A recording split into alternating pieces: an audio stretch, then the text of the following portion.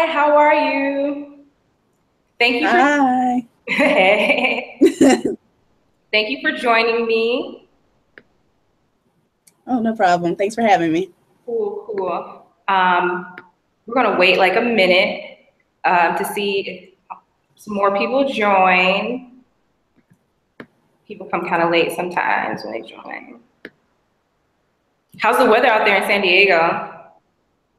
It's beautiful, as I'm usual. It's been raining a little bit, but I mean, today it's beautiful. It's always beautiful.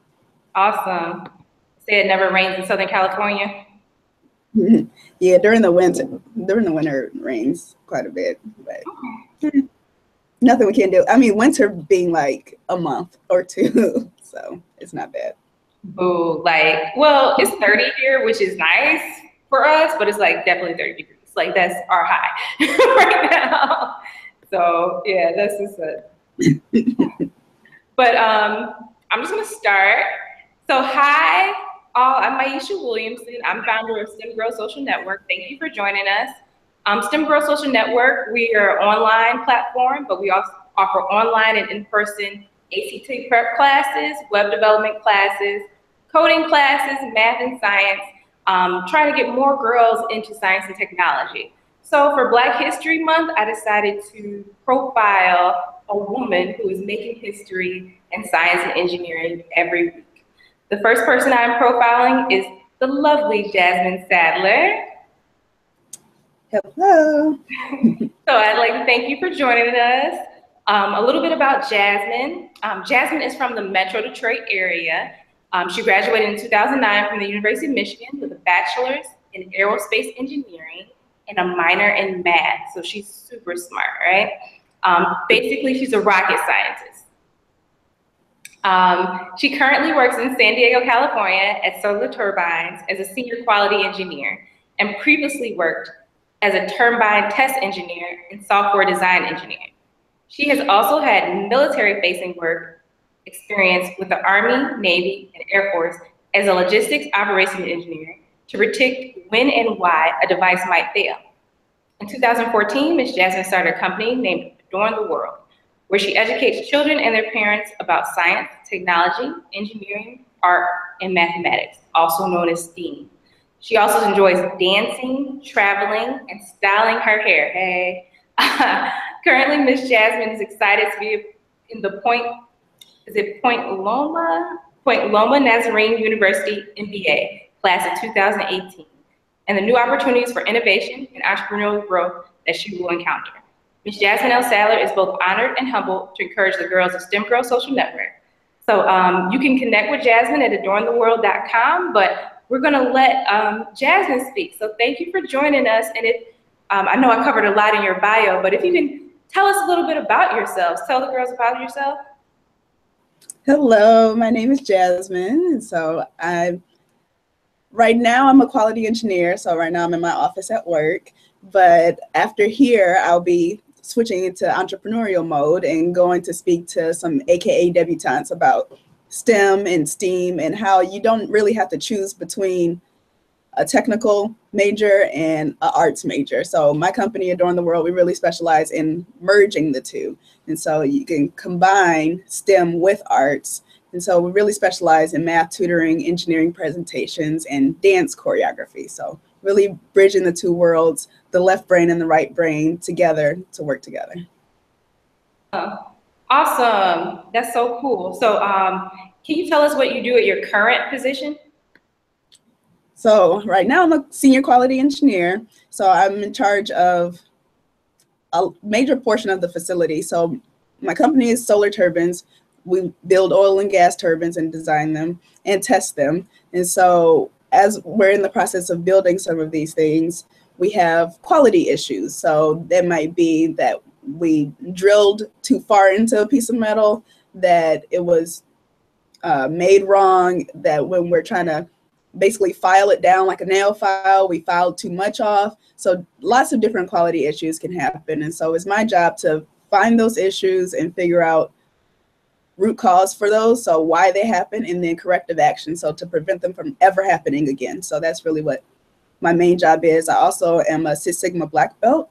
And so that's really about process improvement. So not just fixing the issues that we find, it's also about how we're building some of these things and how we're designing them to improve that as well. Awesome. So can you like tell us, maybe walk us through like what does a day at work look like for you? Like when you start in the morning, like till lunch in the afternoon. So what does that look like? So I'm still fairly new in this position. So I've been really trying to define projects for the year for the groups that are under me. So I have 4 value streams. So basically 4 different types of departments that are under me. And so it's my job to find goals for each 4 of these groups to work on for the year. And so I've been using Excel, Microsoft Excel as a huge platform for me, where we pull out data from our systems of when we're filing reject notices, we call them. So basically when issues happen, somebody puts them into a system. And so it's my job to pull that data, organize it in Excel, maybe write some programming. So I've used Visual Basic to organize my data a little better and to graph it for me. So that's where some programming experience has helped. And then from there, I can go through and make pivot tables, Pareto charts, all really cool things to graphically see your data. And then from there, I present that in the different department meetings and ask them, what project out of this data that you're looking at, which one seems like the biggest hitter for you guys, and which one do you think we should target for this year? Okay, so you have had a lot of cool projects, like working on like basically airplane parts and like the manufacturing process for that and like improving the quality. What has been your favorite part of your career so far? Wow. So the favorite part, even though it was probably my hardest job so far, it was my last job where I was a turbine test engineer. And so for that, I was responsible for actually testing these really huge turbines. So every day, my day would look like I would go into the test cell. So I had to wear safety glasses, steel toe shoes, full length pants every day. And then my whole department was made up of all men.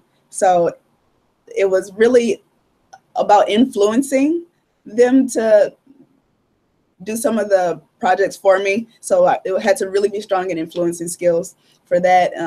I was working with men double my age, and my responsibility was if there's issues with the testing, so if it's vibrating too much, if the pressure's too high or too low, the temperature's too high or too low, or just something's not working right with our efficiency for the turbine, if it's not putting out enough power, then these guys, double my age, had to come to me to let them know if it was okay to run or if they had to take it out. And so I would basically point the finger, say, no, we got to take it out because it's not good enough to sell to our customers. And then they would have to do that. And so basically I was the lead because I had a bachelor's degree in engineering that I could let them know exactly what they needed to do and what not to do. All right. That was my most exciting. Okay, awesome. So I know that like very few Black women in engineering. Like, what is it like having to tell like a room full of white men or working with a room full of white men, like what to do? Like, what is that like?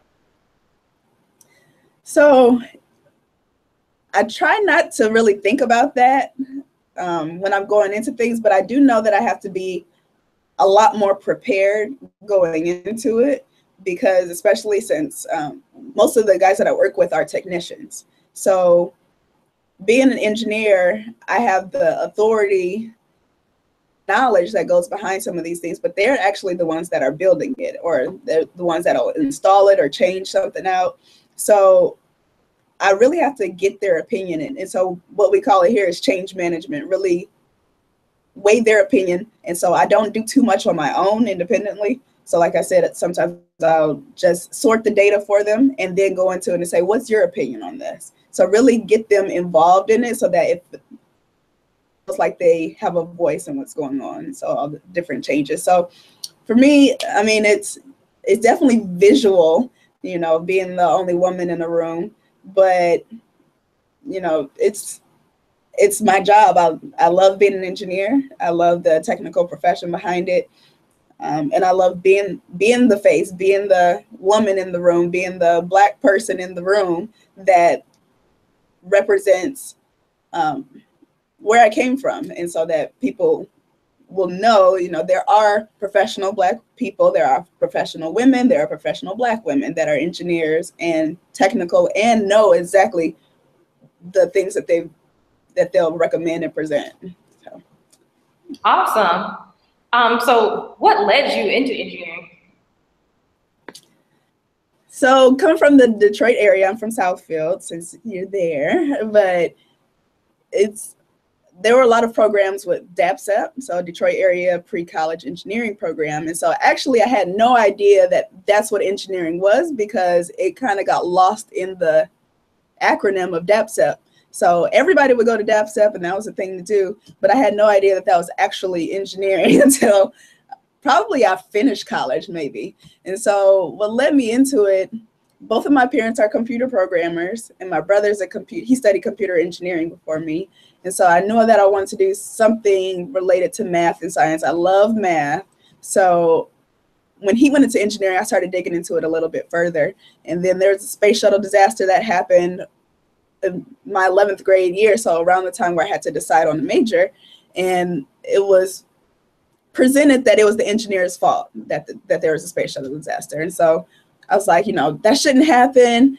I'll be the engineer that makes sure that everything's right. So that's why I decided to pursue aerospace engineering. It wasn't because I love planes or love shuttles or anything like that, but that's why I decided to pursue that field. And from there, of course, going through a really difficult major in college, you always consider switching your major. And so I would like to encourage the young women out there, young Black engineers out there, that you can do it. Somebody's done it before you. And, some might consider aerospace engineering the hardest major at my school. So, I did it. You can do it too.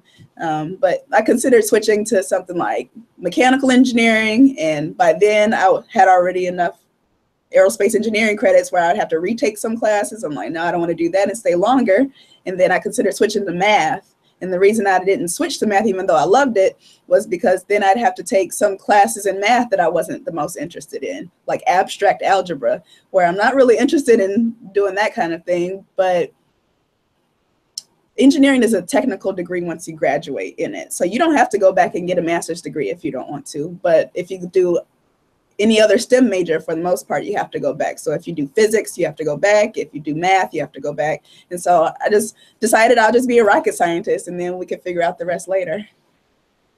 Yeah, that's so cool. I actually remember the space crash we were talking about. So I got an offer from NASA for a scholarship, and it happened during the time I had to make the decision to accept that scholarship. So I was a year ahead. Yeah, I remember that. So that's so cool. That's awesome.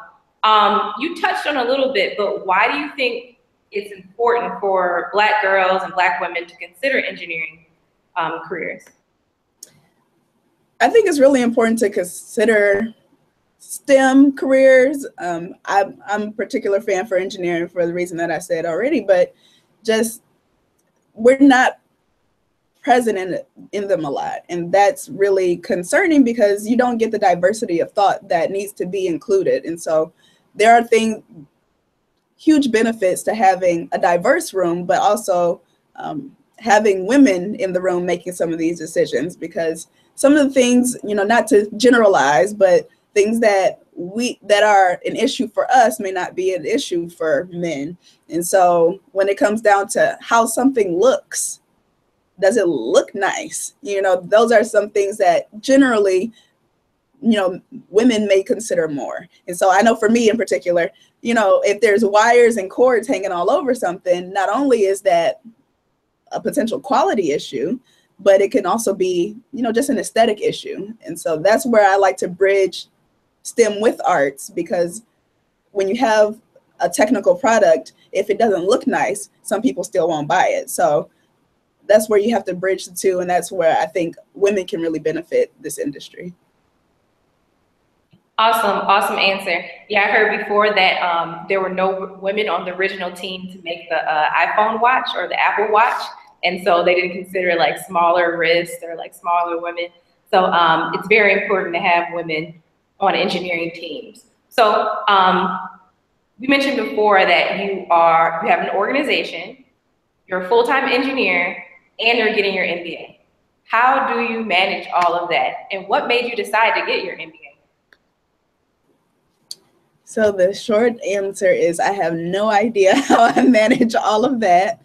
Why I decided to get my MBA is because I have my own business, but I don't have business experience. You know, I don't have knowledge in business experience. And so while I can potentially partner or contract out some of the services like an accountant or an attorney, I wanted to have some of that experience so that my business wouldn't fail, or that it would just be the most successful as it can be. And so, I mean, coming into an MBA program, my concentration is innovation and entrepreneurship. So two of the main things that I'm really excited about: innovation, determining new ideas, new ways to do something that's already been done, and then entrepreneurship, having your own and running it effectively. So it really feeds right into what I'm doing already, but it's giving me more of that educational background behind it, better ways to market, better ways to do bookkeeping, so that, you know, if somebody recommends a solution to me, then I can turn on my business brain and say, well, that's not exactly right. Maybe this is a different way we could approach it. So it's valuable to be an engineer and a business person. So, but how I manage it while I'm at work, I mainly try to focus on work. And then I'm in an evening MBA program, so that's helpful. So all of my cohort are all working professionals. So we all lean on each other. We all have full-time jobs, so we all understand the struggle in that. But it's an evening program, so I go twice a week, 2 nights a week, and it's, you know, find a way to really just do the homework. Outside of that, usually I spend a full day, maybe Sunday, and try to work on everything. But in addition to that, I mean, just projects, homework. I have midterms next week, so all types of things come up. But for me, I really try to prioritize my time outside of work. So while I'm at work, I'm mainly doing work, but outside of here, it's either between my company or school. And right now, since school is short term, school is 2 years long, I'll be done with that. So that's really my main priority outside of work. Okay, awesome. So you basically focus on what you're doing at that time. So that's really good because people try to like multitask. But awesome. So what do you feel your life mission is? You know, you have a lot of things going on. Like, what is the most important to you? Wow, that's good. My life mission. So what has been appearing to me more than, you know, me trying to make something my mission, what it's really been is bringing people together. And so that's really what I love to do. I mean, outside of here, I still do a lot of extracurricular activities. I still volunteer a lot. And it's really about helping people make connections with each other. So, I mean, for my company, I'm really planning on doing a STEAM camp this summer, so a week-long camp. But the focus is really to bring all of the different organizations in the city that are doing things separately, to bring them together and do this camp together for the students here. In addition to that, I'm an organizer for a meetup group, so San Diego Black Professionals, and we post events, and it's really about bringing the community together. At work, even through quality, I try to work as a team to improve quality for their value stream, the department, and then for the company as a whole. So it's really, I think my life's mission is really about bringing people together. And so that has nothing to do with STEM. And, you know, it doesn't have anything to do with STEAM or arts, but it's, you can always find a way to intertwine your passion with something that's your mission. Awesome, awesome. So I want to kind of end out with some questions on, parents always ask me, like, I want to get my daughter interested in STEM or STEAM. What can I do? Like, what advice do you have for parents who want to get their girls interested in science and technology? So this is a two-part answer, I guess. And so I can talk about my experience. So my parents never really were heavy duty on training my brother and I in anything technical in engineering. So even though they were computer programmers, they never really pushed it down our throats. We never did flashcards and math homework or any of that at home. They just encouraged us to explore a lot of different options, and then the best one is usually what stuck. And so for them, it was just, I don't know why we both decided to do an engineering path. Since then, my brother has gone to full-time entrepreneurship, so he's not doing anything super technical anymore, but he's still working with computers, but it's his own business. So, I mean, I think for us, they knew that we're really big on rebelling more than going in line with them. So even if they would have pushed it, we probably would have said no just because of that. But they've just exposed us to a lot of different things. And so, like I said, for DAPSEP, I didn't even know that was engineering, but it just helped me understand or just be able to think about technical problems differently. And so that's all engineering is solving problems, but you have to have math and science in order to prove that your answer is correct. So that's the one part about it. But then another part is that in the Black community, especially us, we don't know. So parents don't even know what to educate their students on. So I think an important piece of that would be for the parents to get educated. And that's something that my company also seeks to do, is educate the parents so that they can then educate their children on what to do. Or, sometimes they just don't even know the programs to put their children in. So I think that's really important, because it's difficult for a parent to say, yeah, go to school and go do engineering and be interested in math when the parents have no idea about it. So I think that would be a really big thing, is to have the parents educate themselves first or learn about it. But I think it's up to some entrepreneurs like us to do programming around that for parents sometimes, because they seem to be the underserved community when it comes to that, is they have no idea. Do you think, even though you guys were rebellious, I hear studies say that women choose careers that they see modeled. So that since your parents were engineers, it kind of like encouraged you, even though they didn't push it? I wouldn't say that either. I mean, I had no idea really what they did. I never did. Okay. I mean, we went to Bring Your Child to Work Day. So they had that, which was important, but I didn't know what they did. And now when I bring students to my job here, I give them tours and I try to help them understand a little bit about what we're actually doing here, and not just, this is the cafeteria, this is the gym, but what an engineer's actual job is. So we do a shadow day programming at work, where we bring in students from the community and have them shadow some of the engineers. And what I do when I have a shadow, I have them do my work for the day. So I'll have them create a pivot table for me. So I wouldn't even say that it was modeled strongly, but I knew I loved math. I knew I was always good in math. One thing that I would say, I mean, even for parents, but just for the students, is to really, if you have a love for math or want to get into an engineering or technical field or science field, then try to do the hardest level of that field. So if you have a love for math, try to get to the hardest level of math that you can when you're still in school. So for me, my school went up to calculus 1. So that's what I did.